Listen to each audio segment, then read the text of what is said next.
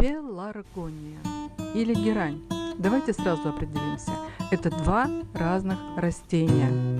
Это два разных рода одного семейства. И растения одного рода не скрещиваются с растениями другого рода. Внутри самого рода пеларгониевых существует деление на виды, сорта и различные группы. Это видео посвящено зональным пеларгониям. Это наиболее распространенный вид пеларгоний, и он менее всего реагирует на изменения условий произрастания, чем другие пеларгонии. То есть весной его можно будет высадить в открытый грунт и выставить в кашпо под открытое небо. Помимо зональной пеларгонии существует плющелистная, королевская, ангелы, уникумы, душистые и некоторые другие. Но следует заметить, что в разных источниках классификация пеларгоний отличается. Итак, мы выбрали зональную пеларгонию. Многообразие красок просто удивляет.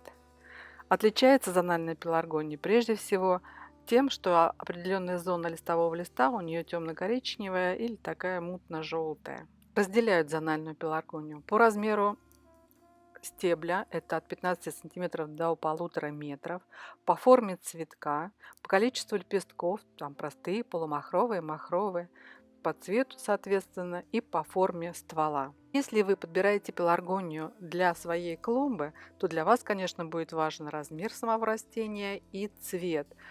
Форма цветка, вряд ли испортит вашу клумбу.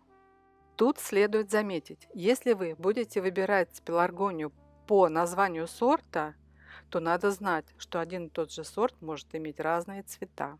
Вот если вы украшаете пеларгонией зону отдыха, то, конечно же, здесь будет важно не только размер и цвет, но и форма самого цветка. Итак, обо всем по порядку.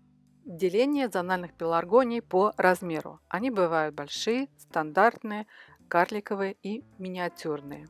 Я начну свое видео и остановлюсь на миниатюрных и карликовых сортах. Их можно применить для оформления сада, но также они хороши на подоконниках, поскольку, конечно же, занимают мало места.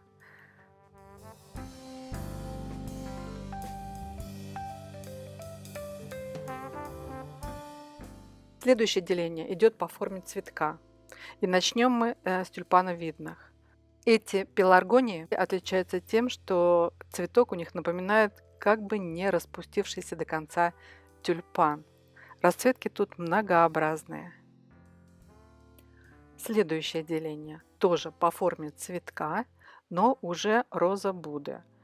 Эти пеларгонии напоминают букеты не до конца распустившихся роз.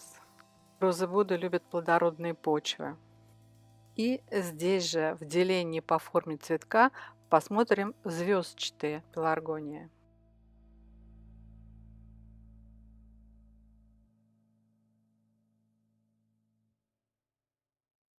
Пеларгонии зональные бывают как одноцветные, так и двуцветные. На это тоже можно обратить внимание.